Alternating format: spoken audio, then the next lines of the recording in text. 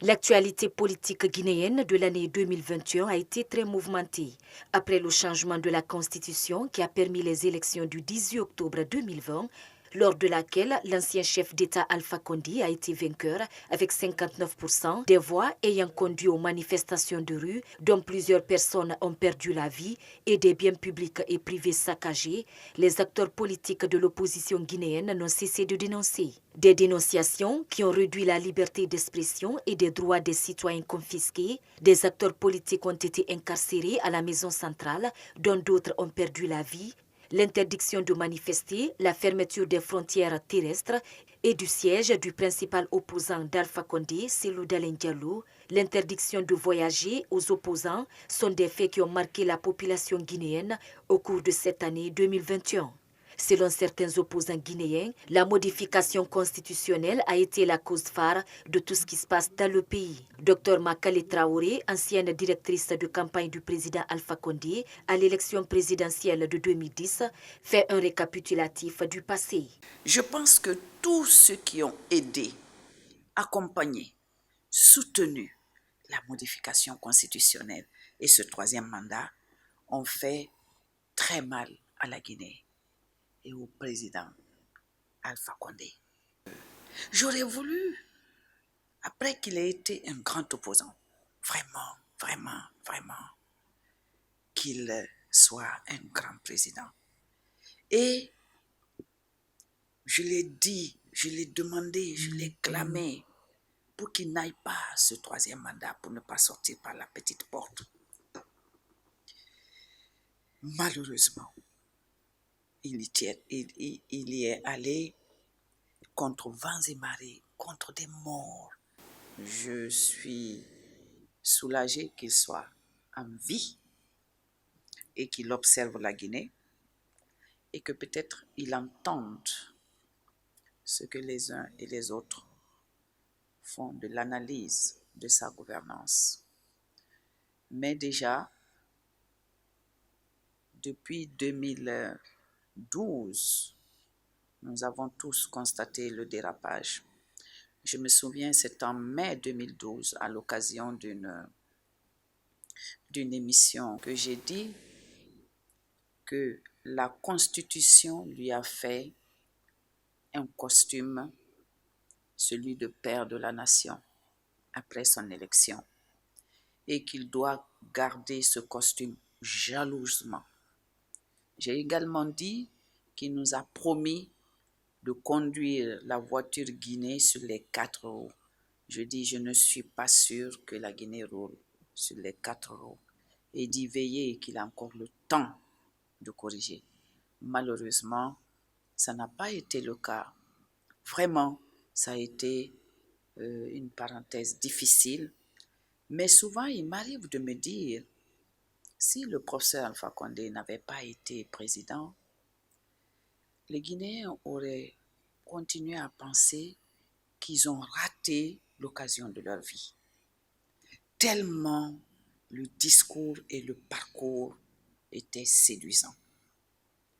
Cela veut dire que la question du leadership n'est pas liée forcément au diplôme. Ce n'est pas lié aussi à un parcours forcément d'opposant.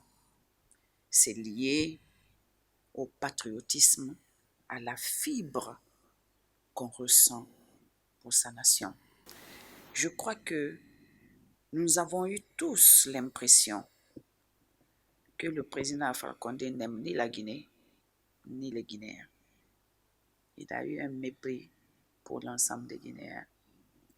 Et quand nous nous sommes séparés dès après les élections, beaucoup de gens se sont posé des questions. Comment une directrice de campagne, on peut après ne pas l'avoir à ses côtés, alors que je voyais ma présence à ses côtés en termes de rôle, pas simplement en termes de poste, que je sois là pour lui rappeler des fois ce qui va et ce qui ne va pas. Mais il était capable de vous détruire pour passer et avoir son poste. L'apparition du Covid-19 dans le monde a chamboulé l'économie mondiale et celle guinéenne. Population et acteurs politiques ont pointé un doigt accusateur contre l'ancien président de jouer durant l'année une carte en sa faveur tout en profitant de la pandémie.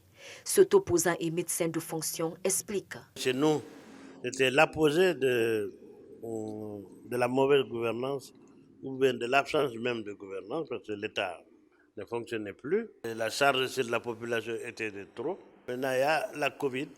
Bon, malheureusement, on nous a imposé toutes les mesures sont plutôt politiques, en tout cas pas médicales, pas scientifiques. Le rôle de la bavette n'a jamais été démontré, mais on impose aux gens. Le confinement, c'est contraire à toutes les maladies virales, parce que tous les virus de la grippe en Europe, c'est pendant l'hiver. Les besoins fondamentaux du Guinéen ont-ils été comblés par Alpha Condé durant cette année? Une question qui reste pendante sur les lèvres. La dilapidation des biens et l'enrichissement sans cause ont été constatés dans l'année selon l'ancienne ministre de la fonction publique de 2008. Le budget guinéen n'était ni ambitieux ni réel. Vous allez vous rendre compte très vite que les 21 000 milliards que l'on nous montre tous les jours comme budget, que ça n'a rien à voir avec la richesse. Il y avait un transvasement, un transbordement, un transfert automatique de la richesse du pays aux poches individuelles. Ça, il a laissé faire au détriment des populations. Le rôle des régies, ce n'est pas d'organiser les mamayas. Ce n'est pas de construire des hôtels. Le rôle des régies, c'est de mettre l'argent à la disposition d'une poche commune, qui est le trésor. Comme ça, vous avez une croissance dont les résultats peuvent bénéficier aux populations. De crise en crise, le 5 septembre 2021, les forces spéciales guinéennes ont décidé de faire un coup d'État à l'ancien président Alpha Condé. Le Comité national du rassemblement et du développement a tenu un discours à la télévision nationale RTG pour annoncer cette nouvelle qui a surpris plus d'un parmi les citoyens. Une foule en liesse a rallié les rues de la capitale Conakry pour manifester leur joie avec des acclamations pour le nouvel homme fort du pays, le colonel Mamadi Doumbouya, qualifié de libérateur de la nation. Les consultations avec les forces vives du pays ont été entamées et une charte adoptée pour une transition réussie. Un gouvernement a été mis en place, mais malgré tout, sa composition reste inconnue. Chose que regrette le président du MSD. Par rapport à la structure d'abord de l'organe qui nous gouverne, au CNRD, on ne sait pas c'est qui et comment. Au délai de la transition, on ne sait pas qui. Et la politique n'est pas bien définie. Donc tout ça, c'est des problèmes. Parce que si la gente était de bonne foi, c'est un général ou bien un officier qui prend la décision de renverser les autorités existantes et mettre des autorités plus compétitives, plus capables. Mais ce n'est pas le cas. Donc on se demande qu'est-ce qu'ils veulent au juste. Ça commence quand même à inquiéter. Beaucoup d'actes ont été posés par le colonel Mamadi Doumbouya depuis son arrivée au pouvoir, notamment le recueillement sous les tombes des victimes de répression, la restitution du domaine comme les cases de la Bellevue à la famille du premier régime Feu Ahmed Sékou Touré, l'aéroport international rebaptisé au nom d'Ahmed Sékou Touré, la facilitation du retour des anciens chefs d'État, Moussa Dadis Camara et Sekouba Konaté, mais aussi l'organisation d'une réconciliation entre ces deux hommes forts et la promesse d'organiser un procès afin d'apporter la lumière sur le massacre du 28 septembre 2009. Des actes forts appréciés par la présidente du pacte. Et nous avons tous salué l'arrivée du colonel. Et les actes qu'il pose jusqu'à maintenant, même si les actes mémoriels divisent toujours, mais quelqu'un qui veut rassembler pose des actes en conviction et dans le sens de l'objectif, l'unité nationale et la paix. Je souhaite que ceux qui sont réconciliés en prennent la mesure et les Guinéens avec. Nous avons ce pays en commun. Si on ne s'entend pas, on n'ira nulle part. C'est une conviction chez moi.